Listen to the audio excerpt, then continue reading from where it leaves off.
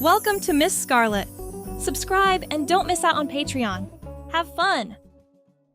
As the city stirred awake, a solitary figure emerged from the shadows of a dimly lit apartment. His routine, precise and unwavering, had become legend among his peers. The alarm clock's assault on the tranquil atmosphere began at 5 sharp, signaling the start of his daily ritual. Stuart knew no other way. He had meticulously crafted this schedule years ago when he embarked on his financial career. The transformation from a lanky graduate to a chiseled powerhouse mirrored his professional success. This morning, though, a subtle unease hinted at an impending departure from the ordinary. In his semi-conscious state, Stuart's hand reached out, feeling for the grip of his gym bag, his fingers, agile from countless pull-ups, brushing against what should have been the well-worn handles. Yet, something was amiss. The duffel felt different. The drive to the gym passed in a blur of talk radio and traffic lights. It wasn't until the locker room, fluorescent lights humming overhead, that realization struck. The zipper revealed not the expected gray shorts and black compression shirt, but instead a collection of bright pink fabric. What the... The duffel wasn't his at all. It belonged to Elsie, his sister, who must have left it during Sunday dinner. Same brand, same size, different contents. Entirely different contents. A quick check of the phone confirmed the worst. His own bag sat safely at home, and his first client meeting was in exactly 90 minutes. No time to return home. Just perfect. The options were limited. Skip the workout entirely, or... The hot pink compression leggings lay there like a challenge. Beside them, a matching sports bra and a loose-fitting white tank with some inspirational slogan about finding your power. 20 minutes of internal debate led nowhere. The workout was non-negotiable. The morning ritual maintained sanity in a chaotic world. Without it, the day would spiral. With a deep breath and a quick glance around the empty locker room, the decision was made. The leggings slid on with surprising ease, stretching over muscular thighs and calves. The material felt nothing like the compression shorts normally worn. Softer, more encompassing, almost like a second skin. The sports bra required some gymnastics to get into place, but once on, created a strangely satisfying compression across the chest. The tank top provided some modest coverage. A glance in the mirror revealed a stranger. The pink fabric clung in ways both alarming and fascinating, defining curves previously unacknowledged. "This is just for today," came the whispered promise to no one in particular. The gym was mercifully quiet at this hour. A few regulars nodded in greeting, then did double takes that were quickly disguised as stretches or sudden interest in water bottles. The familiar weight rack beckoned. Squats first, as always. The routine began, and something unexpected happened. The movement felt different, more fluid, more controlled. The leggings provided feedback about form that had never been experienced before.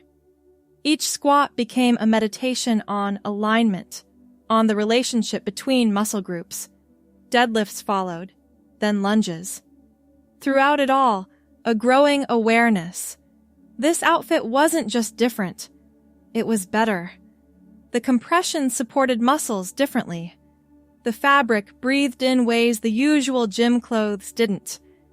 And there was something else, something harder to define about how it felt to move this way, to experience the body in this clothing. The workout ended with a personal best on several exercises. Sweat-drenched and conflicted, the locker room beckoned. A quick shower, a reluctant changing back into work clothes, and the pink items were carefully folded and returned to the duffel. Work passed in a distracted haze of spreadsheets and conference calls. Something had shifted internally, like a door discovered in a familiar room. "You seem different today," remarked a coworker over lunch. Did you change your hair or something? Just tried a new workout, came the reply, followed by an involuntary smile. That evening, after returning Elsie's bag with a vague explanation about a mix-up, an incognito browser window opened on the laptop. The search. Men's compression leggings. The results were disappointing.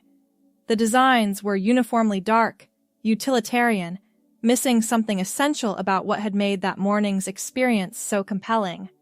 Another search. Workout clothes like women's but for men. Nothing satisfactory appeared. Finally, after another hour of increasing specificity in searches, the barrier broke. Women's athletic wear performance benefits. Article after article confirmed what had been experienced firsthand. Many were designed with superior compression technology, better moisture wicking, more attention to the biomechanics of movement.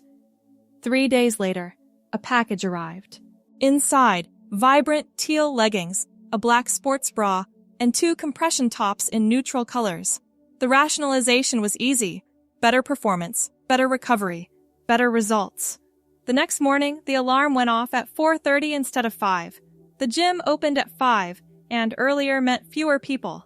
The teal leggings went on at home, covered by loose sweatpants for the drive. The sports bra and a compression shirt were donned in the gym bathroom stall. That second workout in women's athletic wear confirmed it wasn't a fluke. Everything felt right in a way that transcended mere physical comfort. Each movement connected to something deeper, more authentic. Weeks passed. The collection grew. Floral-patterned crop tops that revealed just enough midriff to feel daring. Compression shorts in varying lengths. Sports bras in increasingly confident colors. The sweats worn over them to the gym were discarded sooner each day, eventually abandoned entirely. The early morning workout shifted gradually to mid-morning, then afternoon.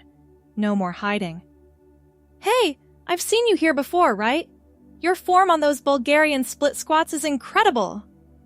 The voice belonged to a trainer, her hair pulled back in a practical ponytail, her expression open and professional. Thanks. Been working on them for a while. I'm Morgan. I teach the advanced conditioning class on Thursdays. You should join sometime. The invitation hung in the air, fraught with implications. A class meant people, meant being seen not just by passing strangers, but by a consistent group. I'll think about it. Morgan smiled. Cool. By the way, those leggings are fantastic. The color really works with your skin tone. That night, staring at the ceiling, something crystallized. The person in the mirror wearing those leggings wasn't just a version of the old self in different clothes. It was someone else entirely, someone who had been waiting for permission to exist. The next morning brought a decision. If this was happening, and it clearly was, it needed direction, intention. A name emerged, obvious in retrospect. Elsie. Not just borrowed clothes, but a borrowed name too, at least at first. Something about it felt right, a connection to the catalyst of this transformation. Thursday arrived. The advanced conditioning class loomed. Elsie chose lavender leggings and a white sports bra, covered with a light gray tank that could be removed once the workout intensity increased. The ponytail was small, but growing. The hair had been getting longer even before all this began, part of a different experiment in self-expression. You came! Morgan's smile was genuine. Everyone, this is... She paused, realizing they hadn't exchanged names. Elsie, came the reply, the first time the name had been spoken aloud. It sounded right. Elsie's joining us today. She's got great form, so watch her if you need a reference point for some of these movements. She. The pronoun registered like a bell tone, clear and resonant. No one questioned it. Why would they? The lavender leggings, the developing curves from the hormone therapy secretly begun 2 months earlier, the growing brown hair, the increasingly feminine mannerisms that had emerged unconsciously, all of it created a coherent picture. The class was revelatory, moving in synchronization with others, following Morgan's confident lead, being part of something bigger than an individual workout. It filled a need Elsie hadn't known existed. "You're a natural," Morgan said afterward, as they were both filling water bottles. "Have you ever considered teaching? We're looking for someone to lead a Tuesday morning class." "Teaching? I don't have certification or anything." "We can help with that. The gym sponsors promising instructors. Think about it." That evening, Elsie opened her laptop and ordered 3 more sets of leggings, 2 sports bras, and proper athletic footwear sized for her feet. The old clothes, the ones worn in the before time, went into a donation bag. They belonged to someone who no longer existed. Certification training began the following month. Elsie absorbed everything: proper form, modification techniques for different fitness levels, the psychology of motivation, the physiology of movement.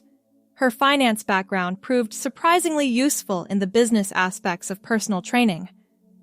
"You're picking this up faster than anyone I've seen," Morgan commented after Elsie perfectly demonstrated a complex movement sequence. "It's like you were meant for this." Perhaps that was true. The corporate job had been surrendered with surprising lack of regret. Savings would cover expenses until the training income stabilized. The first class Elsie taught was terrifying and exhilarating in equal measure. Standing before 15 people in her signature lavender leggings and white sports bra, she found her voice, higher naturally now after voice training, but authoritative in its domain. "We'll start with dynamic stretching to prepare the body. Follow my movements, and remember to breathe intentionally." The hour passed in a blur of instruction, encouragement, and shared effort. By the end, as the participants gathered their belongings and offered thanks, Elsie felt a sense of rightness that transcended anything in her previous life. "That was incredible," Morgan said, appearing at Elsie's side. "You're a natural teacher." "It felt right," Elsie admitted. "Like I've been preparing for this without knowing it. That's how it happens sometimes. We find our path backward, discovering we've been walking it all along." The classes grew in popularity. Elsie developed a reputation for technical precision combined with genuine care for her students' progress.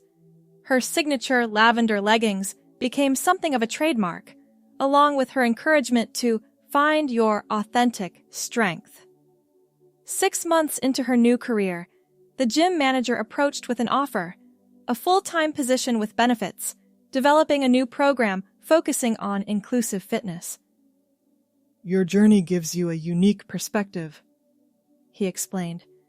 "People respond to authenticity, and you've got that in spades." The irony wasn't lost on Elsie. Authenticity had come through transformation, through becoming someone new. Yet, this new self felt more real than anything that had come before. "I'd be honored," she replied. The inclusive fitness program launched with a waiting list. Elsie's approach emphasized meeting people where they were, physically and emotionally. Her classes became known as safe spaces for those who felt out of place in traditional gym environments. "You changed my relationship with my body," one participant told her after class. "I never thought exercise could feel like self-care instead of punishment." Words like these made everything worthwhile. The stares she still sometimes received, the family members who struggled with her transition, the financial uncertainty of changing careers. 1 year to the day after discovering her sister's gym bag, Elsie stood before her most advanced class, demonstrating a complex movement sequence. Her brown hair, now falling past her shoulders, was secured in a practical braid. The lavender leggings and white sports bra had been joined by a collection in various colors, but these remained her favorites for important days.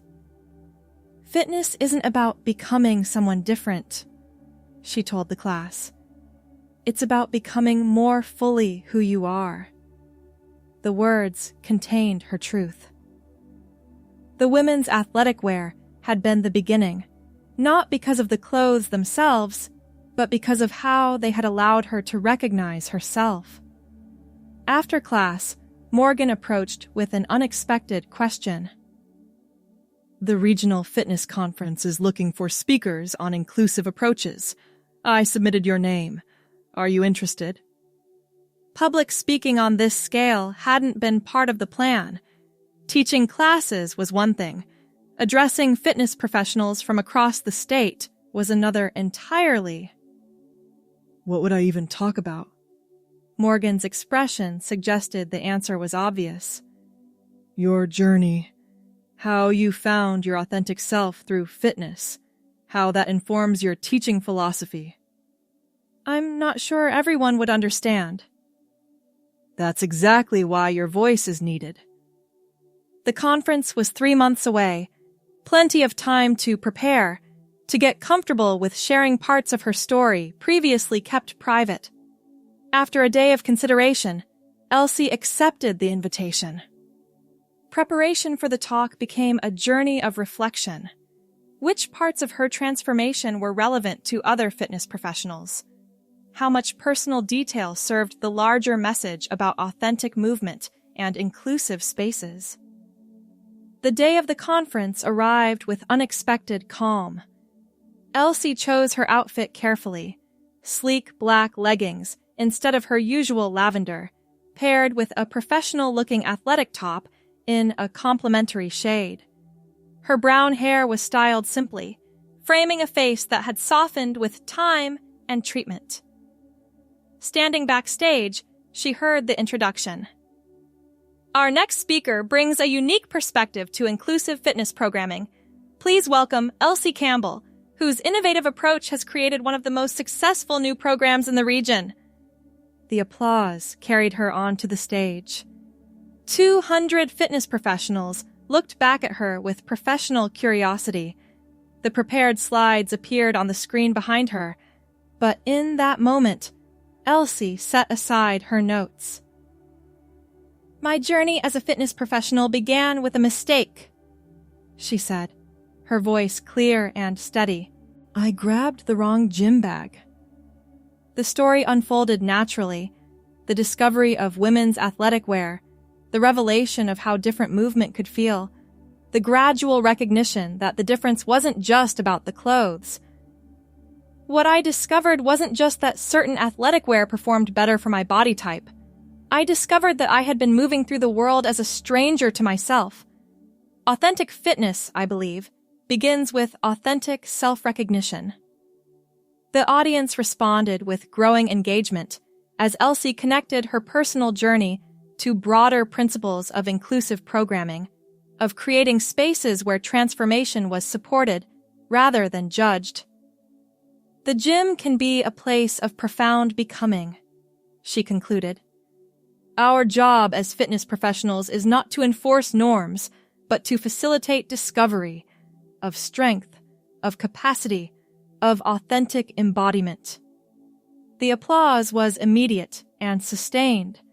Afterward, a line formed of people wanting to share their own stories, to ask questions, to express gratitude.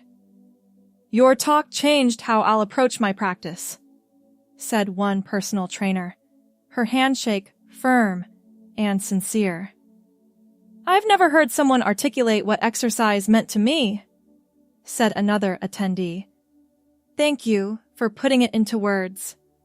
The most meaningful response came from an older fitness director who simply said, "You've given me a new framework for understanding what we do. It's not about bodies, it's about selves." The conference led to more speaking engagements, to a growing reputation as a thought leader in inclusive fitness. Elsie's classes remained the foundation of her work, but her influence expanded through workshops, articles, eventually a book contract. 2 years after that first morning discovery, Elsie stood in her apartment, preparing for a day of teaching and client sessions. The lavender leggings and white sports bra went on with practiced ease. The brown hair, now long enough for complex braiding, was arranged in a practical style that would stay secure through multiple workout demonstrations. The mirror reflected someone both familiar and still sometimes surprising. The physical changes from hormone therapy had been gradual but profound. The confident posture and movement quality had developed through intentional practice. The smile came from somewhere deeper, from recognition, from homecoming. Her phone chimed with a text from Morgan. "Don't forget, we're meeting with the investors about the new studio location at 2. The studio had been a dream for months, a space designed from the ground up around principles of inclusive fitness, with Elsie and Morgan as co-owners and lead instructors. The business plan had attracted serious interest from investors who recognized the growing market for approaches that prioritized authentic embodiment over conventional aesthetics. "On my way soon," Elsie texted back. "Wearing my power leggings for good luck." A last glance in the mirror. The lavender leggings had faded slightly from countless washes. They were no longer just clothing, but a symbol, a reminder of the accidental beginning of an intentional journey. Elsie grabbed her gym bag, hot pink, purchased deliberately as an homage to that first morning, and headed out the door. The day ahead would be full of movement, of teaching, of witnessing others discover their own authentic strength. Later would come the investment meeting, the next step toward creating something lasting. All of it had begun with a mistake, with wearing something never intended. Now, the lavender leggings and white sports bra were exactly right, precisely what was meant to be, all along. In the gym that afternoon, demonstrating a movement sequence to a class of diverse participants, Elsie caught her reflection in the wall of mirrors. The person looking back was exactly who she was meant to be, not because of the clothes, but because of the journey they had initiated. "Remember," she told her class, her voice confident and clear, "fitness isn't about transformation for its own sake. It's about becoming more fully who you already are." The words were as true for her as for anyone. The wrong gym bag had led to the right life, one movement at a time. The studio plans progressed rapidly after securing investment. Elsie and Morgan spent countless hours refining the concept, selecting equipment that accommodated diverse bodies, designing spaces that minimized intimidation factors common in traditional gyms. "What about the name?" Morgan asked one evening as they reviewed floor plans. "We need something that captures what makes this different." Elsie considered. "Authentic movement? Embodied fitness?" "Those sound like academic papers. We need something people connect with." After a long discussion, they settled on Becoming Studio. Simple, evocative, true to their philosophy. The opening day arrived 6 months later. Elsie chose her outfit carefully. New lavender leggings with subtle reinforcement in key areas, paired with the evolved version of her signature white sports bra, now with better support features. Her brown hair was styled in a practical yet feminine arrangement that had become her professional trademark. Standing before the gathered crowd for the ribbon cutting, Elsie felt the full circle of her journey. Many faces in the audience had been with her since those early classes, students who had become friends, colleagues, supporters.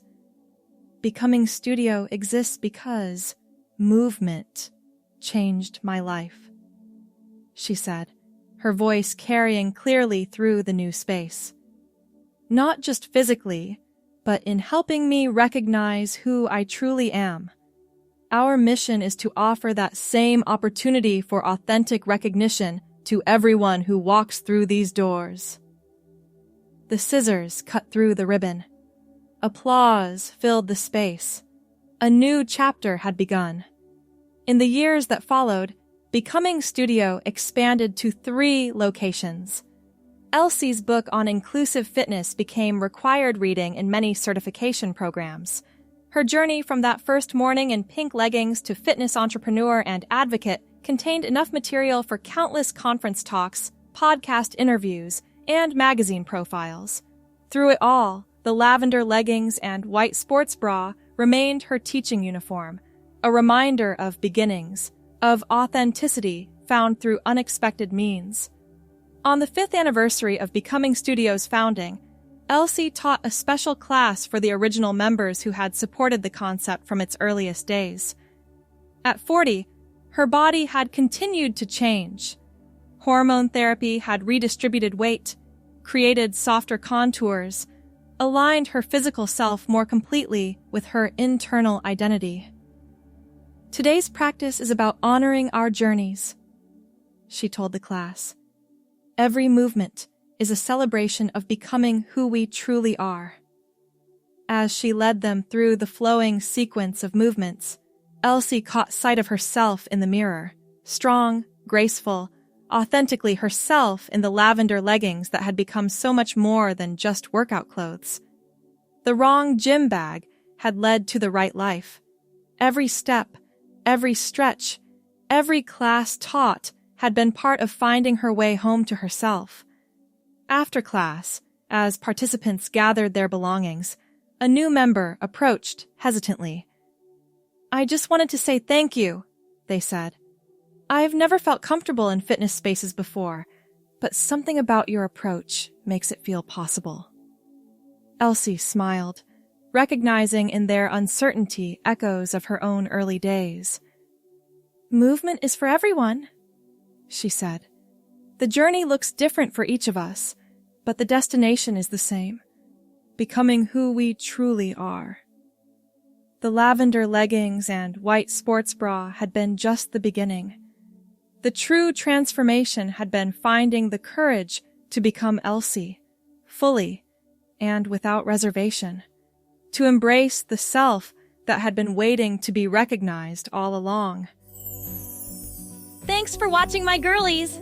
Be sure to check out Patreon for more!